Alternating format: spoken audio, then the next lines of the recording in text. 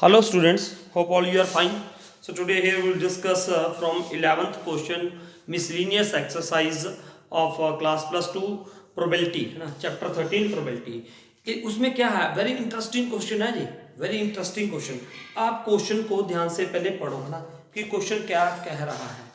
ये है question. 11th question से शुरू करेंगे अब हम. What is 11th question? देखो इधर वो ये कह रहा है ना, game a man wins rupees for a 6.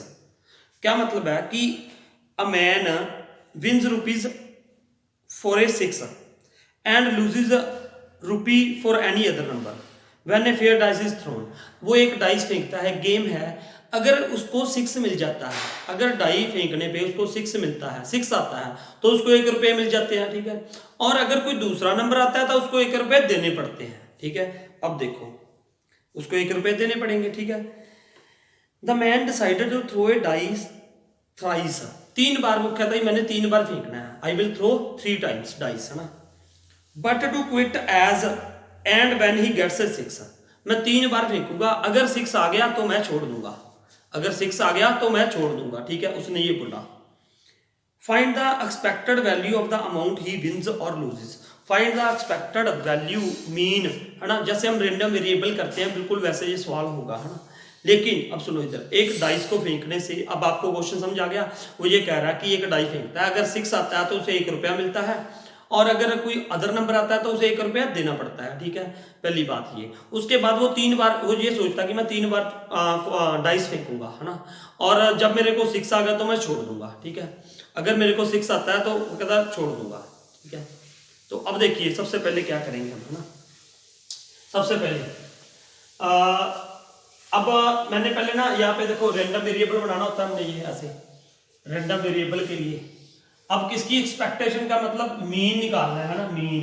अब सबसे पहले ये देखो, एक तो एक्स हो गया, है ना. एक्स का मतलब अमाउंट, एक्स का मतलब क्या हो गया, अमाउंट. अमाउंट का मतलब जो उसे अमाउंट मिलेगा, है ना. सबसे पहले देखो, मान लो उसने फर्स्ट केस में ही, फर्स्ट पहला केस क्या होगा, मान लो उसने डाइस फेंका, डाइस फेंक दिया, तो लेट अस सपोज 6 आ गया. पहले केस में 6 आ गया ना, 6 आ गया, 6. Probability of getting a 6, probability of getting a 6 क्या आएगी, 1/6 आ जाएगी.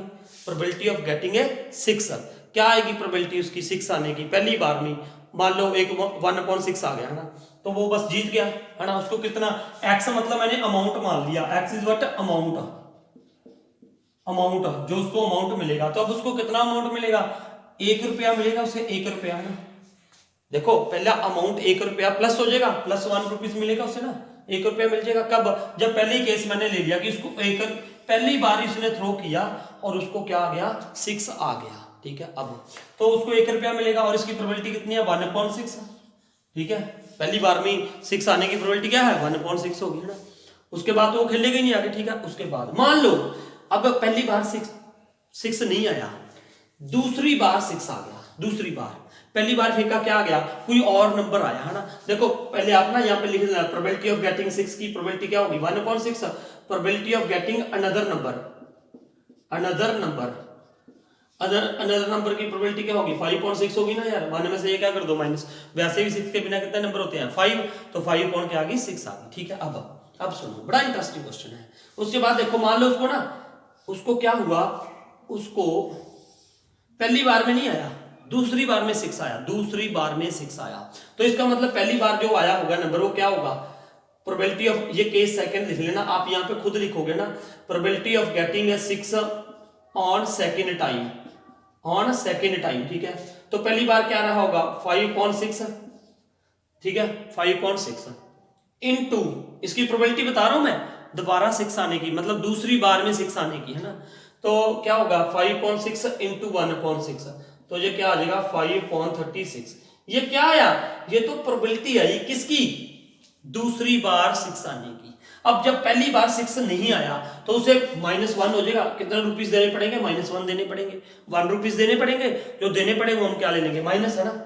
तो फिर दूसरी बार 6 आ गया तो उसको +1 हो गया, तो इसकी वैल्यू -1 + 1, एक्स की वैल्यू क्या होगी जी, 0 होगी. एक्स की एक्चुअल में वैल्यू ये ले रहा हूं मैं, यहाँ पे 1, यहाँ पे इसकी वैल्यू क्या होगी, 0 होगी, ठीक है. और ऐसा होने की प्रोबेबिलिटी क्या है, 5/36, 5/36, ठीक है। अब जब मान लो उसको तीसरी बार में 6 आया, थर्ड टाइम में, पहली बार उसने फेंका 6 नहीं आया, मतलब कोई और नंबर आ गया 5.6, दूसरी बार में फिर फेंका, फिर दूसरा कोई और नंबर आ गया, तीसरी बार फेंका तो लेट अस सपोज 6 आ गया, ठीक है। अब ये क्या हो जाएगी 25/216। अब ऐसा करने से उसको देखो पहले आया नहीं है ना, पहले 6 नहीं आया तो -1 हो गया, उसको रुपीस देने पड़े, फिर नहीं आया -1 फिर देने पड़े, नहीं आया ना, तीसरी बार में उसको 1 आ गया तो +1 हो गया। अब ये इसकी वैल्यू क्या आएगी, -1 + 1 कैंसिल तो क्या -1 हो गया, ठीक है। अब मान लो तीसरा केस फिर होगा, है ना, तो यहाँ पे ये क्या आ गया 25/216, ठीक है। अब तीसरा केस कई बार ना देखो जो एनसीईआरटी में आंसर दिया हुआ मेरे ख्याल से वो ऐसी है ना, इन तीनों को ही मान के लेके चल रहा है, पर यार ये भी तो हो सकता है ना, हमें कोई पक्का श्योर थोड़ी है कि पहली बार में 6 आ जाएगा, या तो एक बार में पहली बार में 6 आ जाएगा, या दूसरी बार में 6 आ जाएगा, या तीसरी बार में 6 आ जाएगा, तो ये भी तो हो सकता है तीनों टाइम 6 ही ना आए। अरे भैया देखो ना, 3 टाइम में 6 आए ही ना, कहीं पे 6 ही ना आए, तो क्या हुआ ना 6 आने की प्रोबेबिलिटी है ना, तो यहां पे उसकी वैल्यू क्या होगी, पहली बार फेंका 6 नहीं आया -1 दे दिए, दूसरी बार 6 नहीं आया -1 दे दिए, 1 रुपीज देने पड़ेंगे, तीसरी बार फिर भी 6 आया तो -1 देने पड़ेंगे, तो ये कितना हो गया जी -3। अब इसकी प्रोबेबिलिटी क्या होगी, देखो पहली बार फेंका उसने, पहली बार फेंका क्या आया, कोई और नंबर आ गया 5.6, दूसरी बार फिर कोई और नंबर 5.6, तीसरी बार फिर कोई और नंबर 5.6, तो ये कितना हो जाएगा 5 5 125 अपॉन 6 6 36 36 इंटू 216 ही आ जाएगा यहाँ पे भी, है ना, ठीक है। अब ये हो गया, अब इसकी मीन निकालना है, अब इसका क्या निकालना है, आपने मीन निकालना है, तो मीन आपको आता है अच्छे से निकालना, कैसे निकालोगे, अब ये बात समझ आ गई यार, ये प्रोबेबिलिटी किसकी है, दोबारा से सुन लो कि एक बार फेंका पहली बार में 6 आ गया, जब पहली बार में 6 आ गया 1/6 और x अमाउंट लिया मैंने तो उसको 1 रुपया मिल जाएगा। अब मान लो कि पहली बार 6 नहीं आया, पहली बार कोई और नंबर आ गया 5.6, फिर दूसरी बार 1/6 आ गया मान लो, है ना, तो इसकी प्रोबेबिलिटी क्या होगी 5.36, और जब नहीं आया तो उसने 1 रुपीज दे दिए, जो दिए वो हम किस में लेंगे, माइनस में, है ना, और जो लिए फिर +1 में 0 हो गया इसका केस। फिर तीसरे केस में मैंने ये माना कि 3 बार फेंका ना उसने यार, 3 बार, है ना, तो क्या हुआ, पहले फेंक दिया क्या गया, नहीं आया 6 मान लो, है ना, 5.6 आ गया, प्रोबेबिलिटी उसकी कुछ और नंबर आया, यहाँ पे भी कोई और नंबर आया, तीसरी बार में मान लो 6 आ गया, तो ये क्या हो गया 25/216, ये इसकी क्या होगी प्रोबेबिलिटी। और पहली बार -1 दिया, दूसरी बार -1 दिया, तीसरी बार 6 आ गया तो +1 ले लिया, +1 हो गया, तो ये क्या आ गया -1। अब तीसरा केस ये बनेगा कि लेट अस सपोज, तीसरा केस क्या है कि उसका 6 आया ही नहीं, 6 ही नहीं आया, है ना, तो क्या होगा -3 हो जाएगा, -1 -1 -3, और उसकी प्रोबेबिलिटी क्या आएगी 5.6 5.6 5.6, है ना, ये आ गया। अब ये लिखने का काम आप वो कर लेना, आगे मैं इसका क्या निकालूंगा, अब मीन, है ना, तो मीन कैसे निकालोगे बेटा, mean how you will find out mean, mean कैसे निकालोगे, मीन आपको पता ही है ना कैसे निकालते हैं, how you will find out mean, इसको मल्टीप्लाई करोगे, सुमेशन एक्सपेक्टेड वैल्यू का मतलब मीन, है ना, उसका PI इंटू XI, ठीक है। अब पहले 1, यहां पे 1 है, 1 इंटू 1/6 प्लस ये 0 इंटू दिस 0 इंटू 5.36 प्लस -1 है यहाँ पे, -1 इंटू 25/216, ठीक है, फिर प्लस -3 इंटू 216 125, है ना, 125/216, ठीक है। अब मल्टीप्लाई करो, ये तो क्या आ जाएगा बेटा 1/6 ही आ जाएगा, ये 0 आ जाएगा, लिखने की जरूरत नहीं है, ये क्या आ जाएगा -25/216, ये भी क्या आ जाएगा -3 को इसके साथ मल्टीप्लाई करोगे तो ये आएगा 375/216।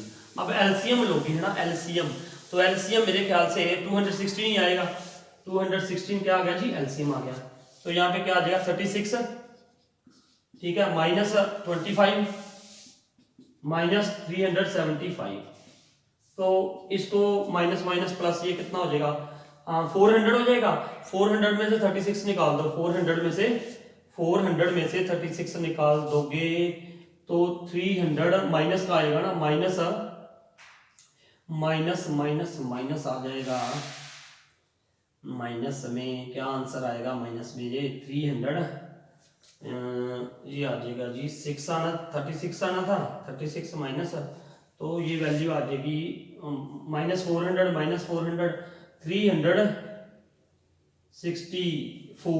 364 आ गया ना अकॉर्डिंग टू मी, अपॉन 200 क्या आ गया 16। अब इसको कैंसिल करके देखो, कोई टेबल पे 4 पे कैंसिल हो रहा है ना, ये 4 पे कैंसिल कर दो इसको, 4 5 20, 4 4 16, 4 9 36, 4 1 4। अब आगे आई थिंक ये कैंसिल नहीं होगा, -91/54, तो ये प्रोबेबिलिटी रहनी, ये मतलब उसकी मीन की वैल्यू आ गई, ये किसकी वैल्यू होगी, ये आ गया इसका आंसर, ये आ गया उसका मीन, एक्सपेक्टेड मीन है ना, 1 पॉइंट -1 पॉइंट समथिंग हो जाएगा जो भी आएगा ये ना, तो ये है इसका एग्जैक्ट आंसर। ठीक है, तो आप ये करके देख लेना इसको है ना सॉल्व पूरा, तो मेरे ख्याल से समझ आ गया होगा क्वेश्चन ना, सो नोट इट डाउन।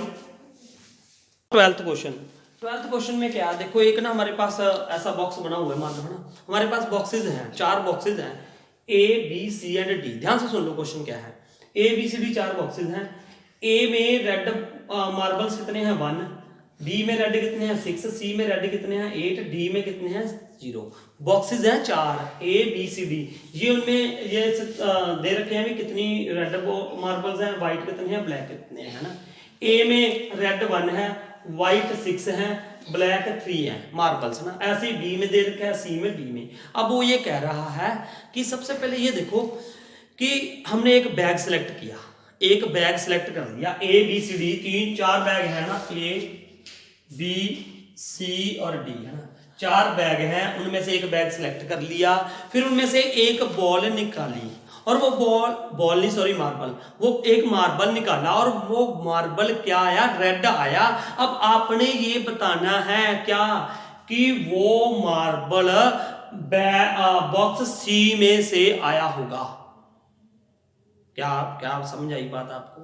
मैंने ये कहा पहले तो 4 बैग है, चारों बैग में से एक बैग सिलेक्ट कर लिया जी, कर लिया बैग सिलेक्ट, उसके बाद एक मार्बल निकाला, वो मार्बल क्या आया, रेड आ गया, ये भी बता दिया। अब क्या करना है, वो ये कह रहा है what is the probability it was drawn from the bag C, पहला क्वेश्चन। उसके बाद आगे भी है इसका कि it was drawn from the bag B, it was drawn from the bag A. 3 question है, 3 है, ए में से, बी में से एंड सी में से निकालना है ना। मैं एक में से करके दिखाऊंगा। क्वेश्चन समझ आया आपको है ना? क्वेश्चन क्या है, क्वेश्चन क्या है, सो नाउ फर्स्ट पहले तो देखो बैग सिलेक्ट करने की प्रोबेबिलिटी क्या है। बैग सिलेक्ट करने की, मान लो ए किसको, ए इवेंट किसको शो कर रहा है, to select bag A, B event किसको शो कर रहा है, to select bag B, C को डी को, है ना। अब प्रोबेबिलिटी ऑफ बैग ए कि ए बैग सिलेक्ट हुआ, उसकी प्रोबेबिलिटी क्या होगी यार, क्या होगी प्रोबेबिलिटी, चारों की इक्वल ही होगी। 4 बैग हैं, वेरी गुड, 4 बैग हैं, चारों में से बैग ए सिलेक्ट होगा, उसकी प्रोबेबिलिटी क्या होगी, ये तो 7th क्लास वाला बच्चा ही बता देगा यार, 1/4 है ना। तो ऐसी मैं यहीं पे लिख दूं, पी बी की प्रोबेबिलिटी भी यही होगी, पी सी की प्रोबेबिलिटी भी यही होगी, और this is equal to P D. इन चारों की प्रोबेबिलिटी क्या होगी, बैग सिलेक्ट होने की प्रोबेबिलिटी 1/4 आ गई जी हमारे पास। अब आपने करना क्या है यार, निकालना क्या है, निकालना ये है, आप सबसे पहले मैंने एक यहाँ पे ई इवेंट मान लिया जी, E is a event, marble is red, marble is red, marble is red, ये आ गया ना, मार्बल इज रेड। अब सबसे पहले ये बात भी आपने ध्यान में रखनी है क्या कि यार ये देखो प्रोबेबिलिटी में हमने सिर्फ 4 टॉपिक्स किए हैं। 4 टॉपिक्स कौन से किए हैं, पहले में कंडीशनल प्रोबेबिलिटी की थी, दूसरे में मल्टीप्लिकेशन थ्योरम की थी, तीसरा हमने बेस थ्योरम किया था, और चौथा क्या किया था, रैंडम वेरिएबल, जिसमें मीन वेरिएंस एंड वो निकालते हैं ना, क्या निकालते हैं, अरे mean variance and standard deviation निकालते हैं। और उसके बाद 5th है बर्नौलीज थ्योरम। बर्नौलीज थ्योरम पिछले साल भी कट गई थी, इस साल तो चलो लॉकडाउन की वजह से कटी हुई थी, है ना, कोई बात नहीं। अब देखो तो आपको कंडीशनल प्रोबेबिलिटी की बात नहीं होगी यहाँ पे, दूसरी क्या है मल्टीप्लिकेशन थ्योरम की बात भी नहीं होगी, रैंडम वेरिएबल की बात भी नहीं हो रही, तो क्या बचा भैया, एक ही केस बचा, कौन सा, बेस थ्योरम। अब वो कह रहा है बैग भी सिलेक्ट हो गया जी, बैग सिलेक्ट करने की प्रोबेबिलिटी आ गई। अब वो ये कह रहा है what is the probability it was drawn from the bag A, what is the probability it was drawn from the bag A. तो मतलब यहां पे क्या है, P A by E. What is meaning of this, probability of bag A when event E has been occurred, E event क्या है, marble is red.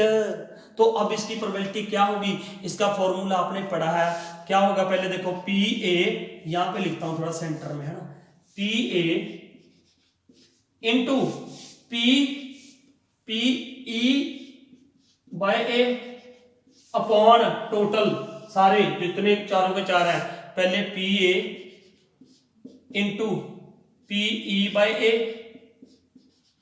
Plus P B into P E by B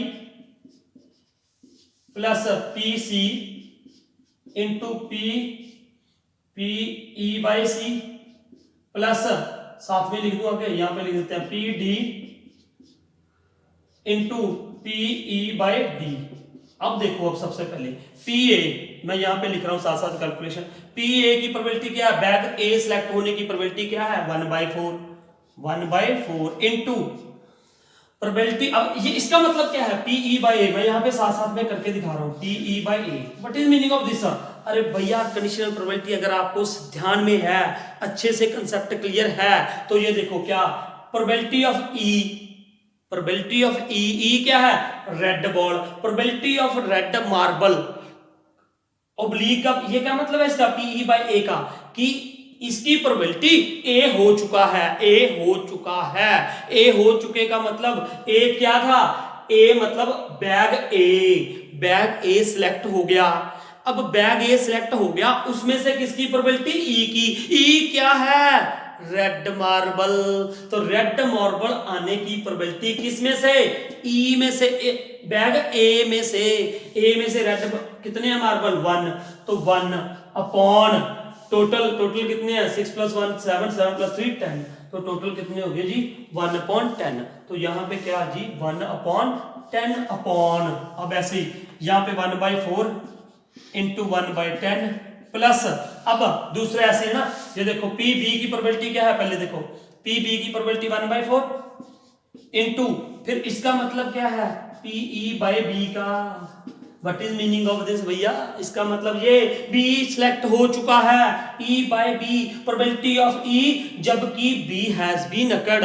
B event क्या है, मैंने लिखा नहीं ऊपर, आपने लिखना है, बी इवेंट किसको शो कर रहा है, of selection of bag B, bag B select हो गया, उसमें से रेड बॉल आने की प्रोबेबिलिटी, रेड कितनी है, 6 है, 6 अपॉन टोटल कितनी है भैया, 10, तो यहां पे क्या आ गया, 6/10 प्लस, फिर क्या आया, पी सी बैग सिलेक्ट होने की प्रोबेबिलिटी 1/4 इंटू यहां पे क्या आएगा, पी ई बाय सी, फिर वही मतलब बैग कौन सा सिलेक्ट हो गया जी, सी हो गया, सी में से किसकी मार्बल की प्रोबेबिलिटी, रेड की, रेड कितने हैं, सी में रेड कितने हैं, 8, तो 8 अपॉन कितना आ जाएगा जी, 10, 8/10, तो यहां पे क्या आ गया, 8/10, ठीक है, 8/10। अब एक और सीधा लिख दूं भैया, डी की प्रोबेबिलिटी क्या है, 1/4 into PE by D, D में रेड कितने हैं, 0/10। अब इसकी कैलकुलेशन बिल्कुल आसान है, क्या कर दोगे, 1/40 अपॉन, ये कितना आ जाएगा, 1/40 प्लस 6/40 प्लस 8 1 8/40।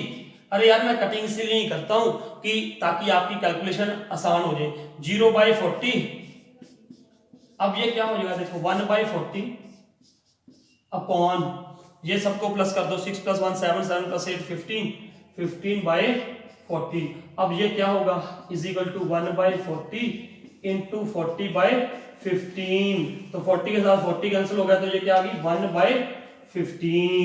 इसका क्या आ गया जी आंसर, आंसर किसका आया, पर क्वेश्चन समझ आया था, ये किसका आंसर आया, किसका, पी ए बाय ई का, मतलब क्या है, probability of marble drawn from the bag A, जबकि ई हैज बीन अकर्ड, उसने बता दिया कि मार्बल कौन सा आया था, रेड आया था, वो मैंने यहाँ पे एक इवेंट मान लिया था। तो ये था क्वेश्चन इसका। उसके बाद इसका मेरे ख्याल से 2 पार्ट और है, क्या है, सेकंड और third part, it will be from the bag B. तो अब यहाँ पे क्या आ जाएगा, सिर्फ जब दूसरा क्वेश्चन है तो यहाँ पे क्या आएगा, पी बी बाय ई।